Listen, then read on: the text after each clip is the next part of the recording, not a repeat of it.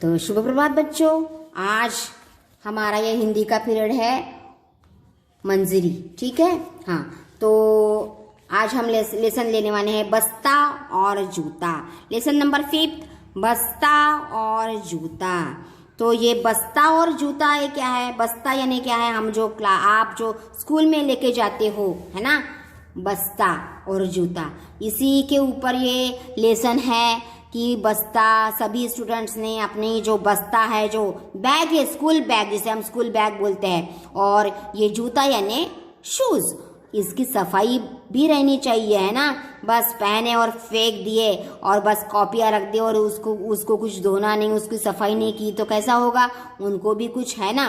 तो उनके ही बारे में उनके क्या विचार इसके बारे में, कौन मुझे कैसा रखता है, उसी के ऊपर आधारित ये लेसन है। तो हम ये लेसन को आगे बढ़ाते हैं। तो एक दिन परेश का जूता। तो इस लेसन में परेश नाम का एक लड़का है। एक दिन परेश का जूता बैठे बैठे बहुत उदास था। तभी उसे परेश के बस्ते में से किसी के कराहने की आवाज सुनाई दी। कराहने की यानी उसको कुछ लग गया था ना, हमको कुछ लगता है तो हम कैसे करते हैं, तो वैसे ही आवाज आ रही थी। तो कौन था? परेश के बैग से, बस्ते यानी बैग से कुछ आवाज आई। किसकी आवाज है? यहाँ पे क्वेश्चन हो सकता है कि परेश के बैग से कैसी आवाज, किसकी आवाज आ रही थी कराने की? तो परेश के बस्ते में से किसी के कराने की आवाज सुनाई दी। तो हम आगे बढ़ते हैं। नेक्स्ट, जूता कहता है, इस शब्द को कहना बोलते हैं। जूता कहता है कि अरे भाई, तुम कौन हो? क्यों इतना दुखी हो? ये शूज जो है आप पिक्चर में देख रहे हो, ये जो जूता है, ये कहता है, उसने आवाज सुनी कि वो बोलता है अरे भाई, इस दफ्तर से, इस जो बैग दिख रही है उससे कहता है ये जूता, अरे भाई तुम कौन हो? क्यों इतना दुखी हो? ठीक है। बस्ता कहता है मैं परेश का बस्ता हूँ, मैं परेश का बस्ता हूँ, जिसमें वह किताबें कॉपियाँ ठूस ठूस कर भरता है। ठूस ठूस कर यानी बहुत ही जगह नहीं होती, फिर भी वो ठीक से नहीं रखता, ठूस ठूस के जल्दी जल्दी से किताबें भी रखता है, कॉपियाँ भी रखता है, और साथ ही और भी न जाने कितना कूड़ा कबाड़ा भर लेता है, और साथ ही और बस्ते में क्या क्या रखता है स्कूल में लेके जाने के लिए, जो काम की चीज नहीं है, खिलौने विलौने और जो भी है, पेपर रद्दी जो भी है, सब कूड़ा कबाड़ा भर लेता है। किसने कहा? बस्ता कहता है। फिर उसके ऊपर जूता क्या कहता है? देखो तो जूता बोलता है अरे मेरा भी उसी परेश ने नाक में दम किया हुआ है। क्या बताऊँ? जूता भी क्या बोलता है, अरे क्या बताऊँ बस्ते भाई, ये परेश ने है मेरे नाक में दम कर दिया है। नाक में दम करना यानी बहुत सिर दर्द, मुझे भी बहुत ये परेशान करता है मुझे। तकलीफ देना, नाक में दम करना यानी तकलीफ देना। तब तो हम सचमुच में दोस्त बन सकते हैं। क्यों? दोनों को एक ही चीज से तकलीफ हो रही है, और वो कौन था? परेश। एक ही व्यक्ति से दो को परेशानी हो रही थी। किसको? जूता और बस्ते को। तो फिर जूता क्या बोलता है? तब तो हम बहुत ही सच्चे में के दोस्त बन सकते हैं, है ना। तो बस्ता बोलता है ठीक है बस्ता, तुम भी अपना नाम और अपने दुख का कारण समझाओ।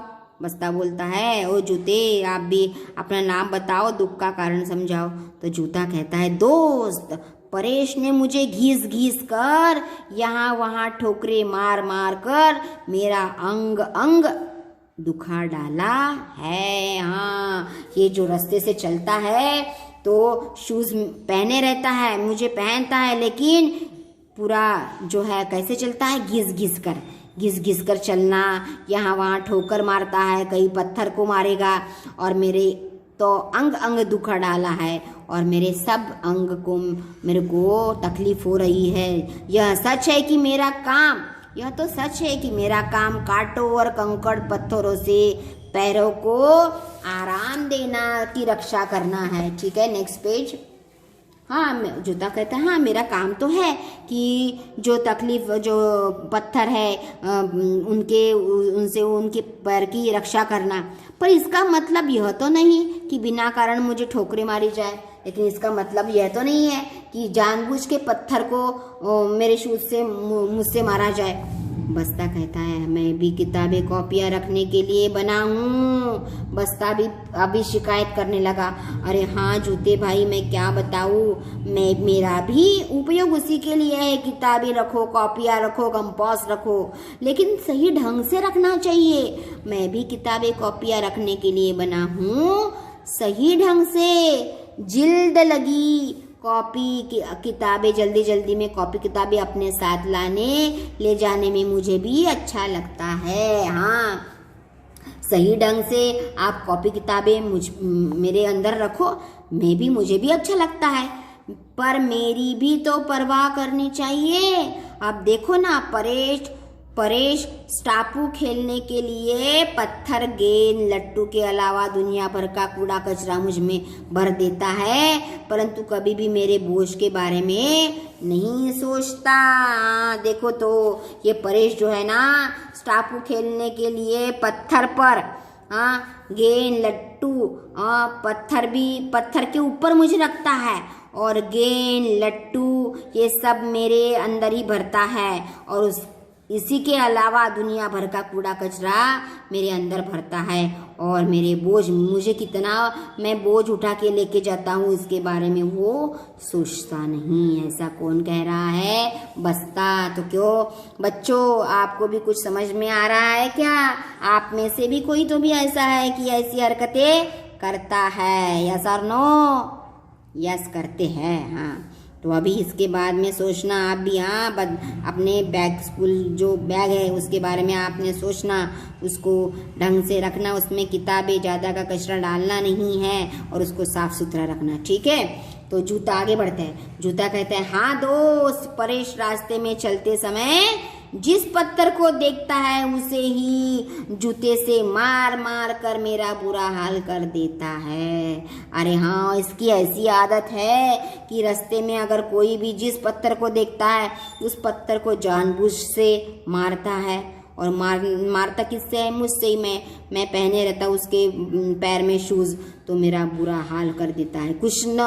कुछ न हो तो दीवारों पर ही जूते से चोट करता है, और कुछ पत्थर नहीं मिले तो क्या करता है कि दीवारों पर ही जूते से चोट करता है मुझे।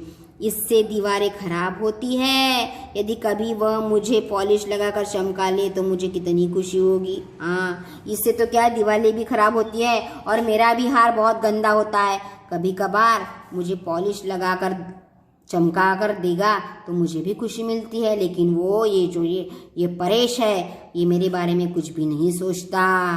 पर उसे क्या फर्क पड़ता है? वह क्या जाने दूसरों की पीड़ा, उसे कुछ भी फर्क पड़ता नहीं है। वो दूसरों की पीड़ा नहीं जान सकता। ये देखो आपस में कितने अच्छे दोस्त बन गए हैं, एक में के विचार अपने, एक में की तकलीफ अपने एक में को बता रहे हैं, ठीक है। नेक्स्ट आगे बढ़ते हैं।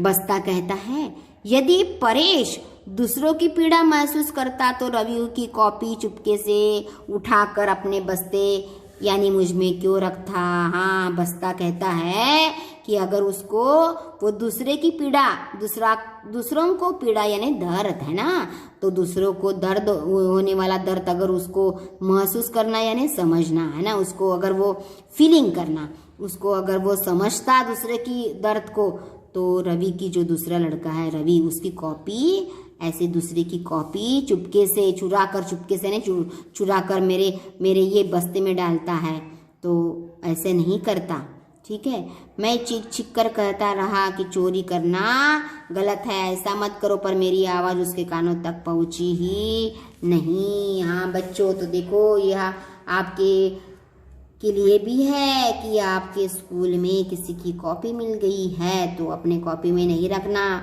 मैम के पास देना है कि ये कॉपी किसकी है ना। हाँ, और जानबूझ के तो करना यानी जानबूझ के किसी की कॉपी उठा के अपने बैग में लाना, वो तो चोरी हो गई।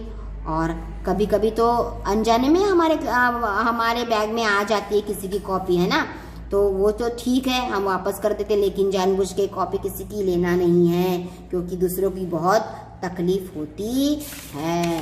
तो यहाँ पे ये जो है लेसन है, तो यहाँ पे हम नेक्स्ट वीडियो में दूसरा वीडियो लेती हूँ, यहीं पे मैं एंड करती हूँ। Thank you.